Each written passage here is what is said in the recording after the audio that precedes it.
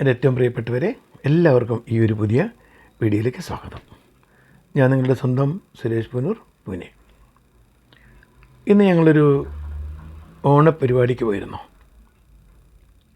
ഒരുപക്ഷെ പൂനെയിലെ തന്നെ അവസാനത്തെ പ്രോഗ്രാം ആയിരിക്കാം. കാരണം ഒരുപാട് ആഴ്ചകളായിട്ട് ഒരു ഞായറാഴ്ച പോലും ഒഴിവില്ലാതെ ഓണത്തിൻ്റെ പരിപാടികൾ ഇവിടെ നടന്നുകൊണ്ടിരിക്കുകയാണ്. പല സാമുദായിക സംഘടനകളുടെയും അതുപോലെ തന്നെ കേരള സമാജത്തിൻ്റെയും മലയാളി അസോസിയേഷൻ്റെ അങ്ങനെ പലരും പല വിധത്തിലും, കണ്ണൂർക്കാരുടെ പ്രോഗ്രാം വേറെ, അങ്ങനെ പല ഗ്രൂപ്പുകളിലും പ്രോഗ്രാം നടന്നുകൊണ്ടിരിക്കുകയാണ്. അപ്പോൾ ഓരോ പ്രോഗ്രാം കഴിയുമ്പോഴും നമ്മളിങ്ങനെ അഭിപ്രായം പറയും. അത് ശരിയായില്ല, ഇത് ശരിയായില്ല, ഭക്ഷണത്തിൽ ഉപ്പ് കൂടിപ്പോയി, ഇത് കുറഞ്ഞു പോയി, തീരെ ടേസ്റ്റ് ഉണ്ടായിരുന്നില്ല. അപ്പോൾ അതിൽ ഞാൻ ആലോചിച്ചതല്ല, ഇത് 2-3 ഗ്രൂപ്പുകളിൽ ഞാനുമായിട്ട് ഡയറക്റ്റ് ബന്ധപ്പെട്ട ഇതുണ്ട്. അപ്പോൾ ആ 2-3 ഗ്രൂപ്പുകളിലും എനിക്ക് അവിടെ ചെന്നേ പറ്റൂ, അവിടെ ആക്റ്റീവായി നിന്നേ പറ്റൂ. ആ ഒരവസ്ഥയിൽ ഈ 3 ഗ്രൂപ്പുകളുടെ പ്രോഗ്രാമിൽ 2 ഗ്രൂപ്പുകളുടെ പ്രോഗ്രാമിൻ്റെ ചേർന്നുള്ള ഓണസദ്യക്ക് വിളിച്ചത് ഒരേ വ്യക്തിയാണ്. ഒരു സദ്യ സൂപ്പറായിരുന്നു, അടിപൊളിയായിരുന്നു. അതെല്ലാവരും നല്ല അഭിപ്രായം പറഞ്ഞു. ഭക്ഷണം ഗംഭീരം, പ്രോഗ്രാം ഗംഭീരം എല്ലാം പറഞ്ഞു. അതുപോലെ അടുത്ത പ്രോഗ്രാമിന് ഇതേ വ്യക്തി തന്നെയാണ് അവിടെ പാചകം ചെയ്യുന്നത്. അപ്പോൾ സദ്യകളെ എല്ലാം വെക്കുന്ന രീതിയും എല്ലാ സംഭവങ്ങളൊക്കെ ഒരുപോലെ തന്നെയാണ്. ഐറ്റം ഇത് ഓൾമോസ്റ്റ് സെയിമാണ്. അങ്ങനെ നമ്മളെല്ലാം സഹകരിച്ച് ഭക്ഷണം മുറിക്കാനും തലേന്ന് വല്ല പരിപാടിക്കൊക്കെ സംഘടിപ്പിച്ച് അങ്ങനെ പ്രോഗ്രാം ആയി. പക്ഷെ രണ്ടാമത്തെ പ്രോഗ്രാം അതേ വ്യക്തി ചെയ്തപ്പോൾ സദ്യ ആദ്യത്തെ അത്ര ഒരു സ്വാദിഷ്ടമായ രീതിയിൽ ചെയ്യാൻ പറ്റിയില്ല. കുറച്ച് വ്യത്യാസം ഉണ്ടായിരുന്നു. പക്ഷെ അതിനുവേണ്ടി ഒരുപാട് കേൾക്കേണ്ടി വന്നു. അങ്ങനെയാണ് ഇങ്ങനെയാണ്. അപ്പം ഞാൻ ആലോചിക്കുകയാണ്, പല ആളുകൾ വന്ന് ചെയ്യുമ്പോൾ ഇപ്പോൾ രണ്ട് വ്യക്തിയാണ് ചെയ്തതെങ്കിൽ അവർ നമുക്ക് കമ്പയർ ചെയ്യാം, മോശമെന്ന് പറയാം. അതേസമയം നമ്മൾ ഈ പ്രോഗ്രാം ഒരു വ്യക്തിയല്ല ചെയ്തത് എന്നിട്ടും, ഒരേ വ്യക്തിയാണ് ചെയ്തത് എന്നിട്ട് പോലും അത് ടേസ്റ്റിന് ചെറിയ വ്യത്യാസം വന്നു. ഒരുപാട് ആളുകൾക്ക് നമ്മൾ ഭക്ഷണം ഉണ്ടാക്കുമ്പോൾ, നമ്മൾ വീട്ടിൽ 3-4 അല്ല 5 പേർക്ക് ഉണ്ടാക്കുന്ന ഭക്ഷണം പോലെയല്ല, കണക്കറ്റ ആളുകൾ 2000, 2500, 3000 ആളുകൾക്കൊക്കെ നമ്മൾ ഇതുപോലെ ഭക്ഷണം ഒരുക്കുമ്പോൾ തീർച്ചയായും ചെറിയ പിഴവുകളൊക്കെ സംഭവിക്കാം. അപ്പോൾ എത്ര കാൽക്കുലേറ്റ് ചെയ്താലും ഒരു പക്ഷേ അതിൽ നിന്ന് വിഭിന്നമായിട്ട് കുറച്ച് മോശമായിട്ടൊക്കെ വന്നു വരും. അപ്പോൾ നമ്മൾ 2 വ്യക്തികളാണ് ചെയ്തതെങ്കിൽ നമുക്ക് അവരെ കമ്പയർ ചെയ്യാം. അയാളത് ശരിയില്ല, ഈ വ്യക്തി ചെയ്തത് നല്ലതാണ്, ഇത് നന്നായിട്ട് നല്ലൊരു പാചകക്കാരനാണ്, അങ്ങനെ പറയാം. അതേസമയം ഇതൊക്കെ ഒരു വ്യക്തി തന്നെയാണ് ഇത് രണ്ടും ചെയ്യുന്നത്. ഒന്നിന് നല്ല പേരെടുത്തു, ഒന്നിൽ വളരെ മോശമായിട്ടുള്ള പേര് കിട്ടി, അഭിപ്രായം മോശമായിരുന്നു. അപ്പോൾ എന്താണ് അതിൻ്റെ പിന്നിൽ? പാചകക്കാരൻ സെയിമാണ്, കഷ്ണം മുറിക്കാൻ പോയ ആൾക്കാരൊക്കെ ഞങ്ങൾ അതും ഏകദേശം സെയിം ആൾക്കാരാണ്. പിന്നെ വെക്കാനും വിളമ്പാനും അദ്ദേഹത്തിൻ്റെ കൂടെ ഉണ്ടായിരുന്ന അവരും ഒരേ വ്യക്തികൾ തന്നെയാണ്, ഒരേ ടീമാണ്. എന്നിട്ടും ഒന്ന് നന്നാവുകയും ഒന്ന് അത്യാവശ്യം പാളിപ്പോയി എന്ന് തന്നെ പറയാം. എല്ലാ കാര്യങ്ങളും ഇല്ല, ഇങ്ങനെ ചിലതൊക്കെ. എന്താണ് കാരണം? ഇപ്പം നമ്മൾ എങ്ങനെ ചെയ്താലും ചെറിയ പിഴവുകൾ, നമ്മുടെ ഒരു കാൽക്കുലേഷനിലൊക്കെ ചെറിയ വ്യത്യാസം വരാം. ഒന്ന്, രണ്ടാമത് എല്ലായാലും അവസാനം ഒരു ഈശ്വര ഭാഗ്യം വേണം, അല്ലേ? പിന്നെ നമ്മളെ സമയം അതുകൂടി ശരിയായാൽ മാത്രമേ ഒരുപക്ഷെ നമുക്കിതൊക്കെ നമ്മൾ ഉദ്ദേശിക്കുന്ന പോലെ സ്വാദിഷ്ടമാക്കാനും പരിപാടിയൊക്കെ നന്നാക്കാനും പറ്റും. അവർ പറഞ്ഞു പ്രോഗ്രാമൊക്കെ വളരെ നന്നായിരുന്നു, പക്ഷേ ഭക്ഷണം മോശമായിരുന്നു. അതിനു മുമ്പത്തെ ഇതിൽ പ്രോഗ്രാം പലതും പാളിപ്പോയി എന്ന് പറഞ്ഞാൽ നിങ്ങൾ ആലോചിച്ച് നോക്കൂ. ഒരു പാട്ടുകാരനാണെങ്കിൽ വളരെ ദിവസങ്ങളായിട്ട് ഒരുപക്ഷെ മാസങ്ങളായിട്ട് തന്നെ ചെയ്യുന്ന പ്രാക്ടീസ് ആയിരിക്കും. പക്ഷേ അയാൾ ആ പാട്ട് പാടുമ്പോൾ എടുക്കുന്ന സമയം എത്രയാണ്? സ്റ്റേജിൽ ഡയറക്റ്റ് ലൈവ് പ്രോഗ്രാമിന് 4 മിനിറ്റോ 4.5 മിനിറ്റോ, എന്തായാലും 5 മിനിറ്റ് താഴെ.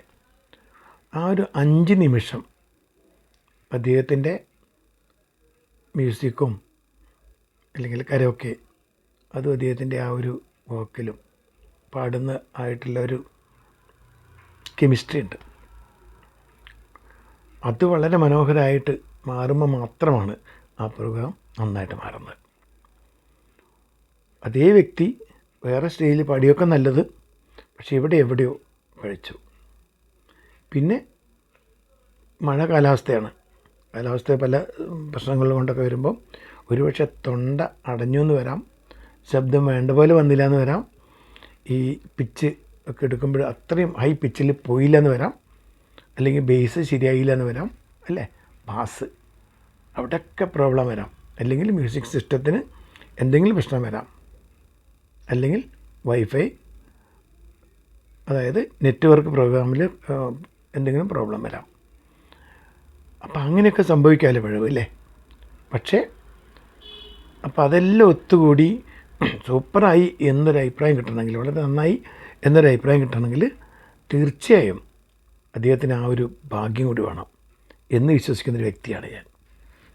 കാരണം ഈ 2 അനുഭവങ്ങളും രണ്ടിലും ഒരുപോലെ സജീവമായി നിന്നിട്ടുള്ള ഒരു വ്യക്തി എന്ന നിലയിൽ ഞാൻ മനസ്സിലാക്കിയിട്ടുള്ളത്, ഈശ്വര കടാക്ഷം കൂടി കുറച്ച് വേണം. പിന്നെ ആ വ്യക്തിയുടെ ആ ഒരു സമയം, നമ്മൾ പറയില്ല അയാളുടെ സമയം നല്ലതാണ്, അതുപോലെയൊക്കെ ഞാനിപ്പോൾ വിശ്വസിക്കാൻ തുടങ്ങി. കാരണം ചില സമയത്ത് എന്ത് ചെയ്താലും പ്രശ്നമാണ്. അത് ഒരുപക്ഷെ ആ വ്യക്തിക്കും വ്യക്തിപരമായ പല പ്രശ്നങ്ങളുണ്ടാവാം.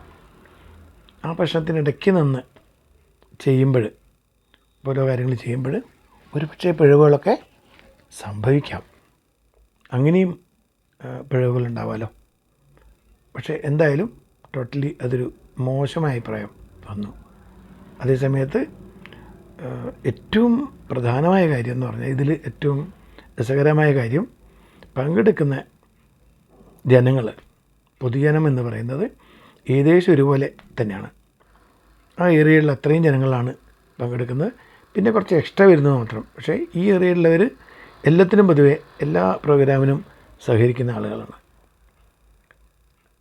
കുക്കിംഗ് ചെയ്യുന്നതും ഒരു വ്യക്തിയാണ്. ഏകദേശം ഐറ്റം ഒരുപോലെയാണ്. എന്നിട്ടും ആ പിഴവ് സംഭവിച്ചെങ്കിൽ അതിൽ നമ്മളുടെ കയ്യിലില്ലാത്ത കാര്യങ്ങളൊക്കെ അതിലുണ്ട്, അല്ലേ? ഒന്നാമത് നമുക്കത് കഴിക്കാനുള്ള ഭാഗ്യം, അത്ര ടേസ്റ്റോടെ കഴിക്കാനുള്ള ഭാഗ്യം നമുക്ക് വേണം. പിന്നെ അദ്ദേഹത്തിന് പഴയ്ക്കാതിരിക്കാൻ അദ്ദേഹത്തിൻ്റെ കാൽക്കുലേഷൻ അത്രയും കൃത്യമായിരിക്കണം. പിന്നെ ആ ഒരു പാചകക്കാരൻ ഇൻസ്ട്രക്ഷൻ കൊടുത്താലും നിർദ്ദേശങ്ങൾ നൽകിയാലും അതുപോലെ അരപ്പുകളും തേങ്ങയായാലും മുളക് പൊടിയായാലും മഞ്ഞപ്പൊടിയും ചേർത്ത വ്യക്തി അത് കൃത്യമായി ചെയ്യാതെ ചിലപ്പോൾ അദ്ദേഹത്തിനും പിഴവുകൾ അങ്ങോട്ടും ഇങ്ങോട്ടും സംഭവിച്ചു എന്ന് വരാം. അതെല്ലാം കറക്റ്റാകുമ്പോഴാണ് നല്ലൊരു സദ്യ, നല്ലൊരു പ്രോഗ്രാം, അങ്ങനെയൊക്കെ നമുക്ക് പേര് കിട്ടുന്നത്, അല്ലേ? അപ്പോൾ ഒരുപക്ഷെ അതുകൊണ്ടൊക്കെ ആയിരിക്കാം എന്തായാലും അങ്ങനെ സംഭവിച്ചു എന്നുള്ളതാണ്.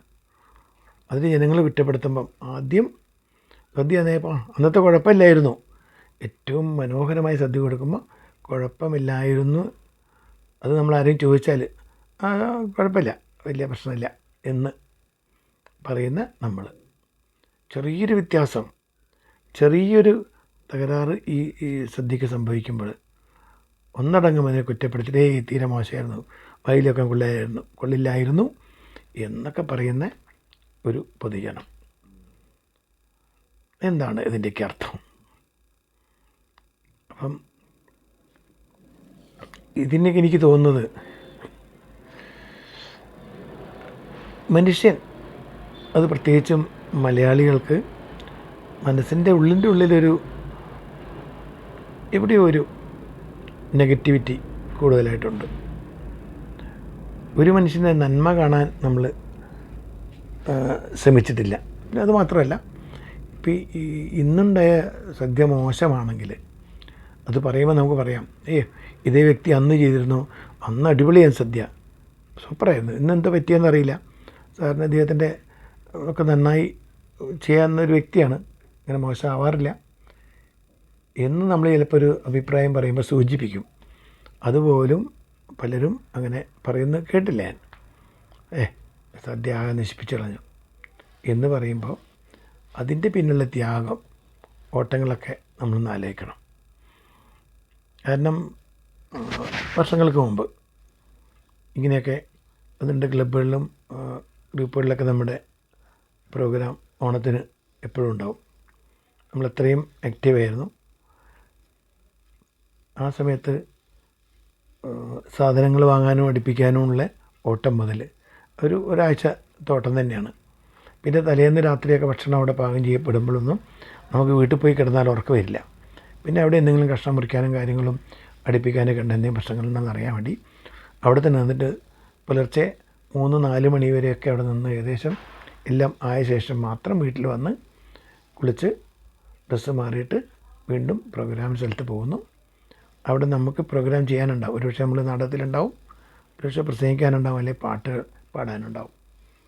അങ്ങനെ പല പ്രോഗ്രാമിൽ അതിന് ശേഷം പങ്കെടുക്കുമ്പോൾ ഇതേ പാളിച്ചകൾ നമുക്ക് സംഭവിക്കാമല്ലോ. പക്ഷെ അന്നൊക്കെ എങ്ങനെയോ രക്ഷപ്പെട്ടു പോയി. ഇന്നാണ് നമുക്ക് അത്രയും സ്ട്രെയിൻ എടുക്കുന്നതിനെ പറ്റി ചിന്തിക്കാൻ പോലും പറ്റില്ല. നമ്മുടെയൊക്കെ പ്രായം കൂടി വരുമല്ലേ. അപ്പോൾ ആ ഒരു നിമിഷം കൊണ്ട് സംഭവിക്കുന്നത്, അല്ലെങ്കിൽ ഒരു പാട്ടുകാരനെ ഞാൻ നേരത്തെ പറഞ്ഞ പോലെ 4-5 മിനിറ്റിന് കിട്ടുന്നതാണ് അവരുടെ ഭാഗ്യം എന്ന് പറയുന്നത്. അപ്പോൾ അത്രയൊന്നും സാധിക്കാതെ നമുക്ക് ഇങ്ങനെയൊക്കെ സംഭവിക്കുന്നത് ശരിക്കും ദൗർഭാഗ്യകരം എന്ന് തന്നെ പറയാനുള്ളൂ. പക്ഷെ ആ ഒരു സാഹചര്യം മനസ്സിലാക്കാതെ പോകുന്നതാണ് ഏറ്റവും വലിയ ദൗർഭാഗ്യമെന്ന് ഞാൻ മനസ്സിലാക്കുന്നു. ഇനി ഒരു പുതിയ വീഡിയോയുമായിട്ട് നാളെ കാണാം. നന്ദി, നമസ്കാരം.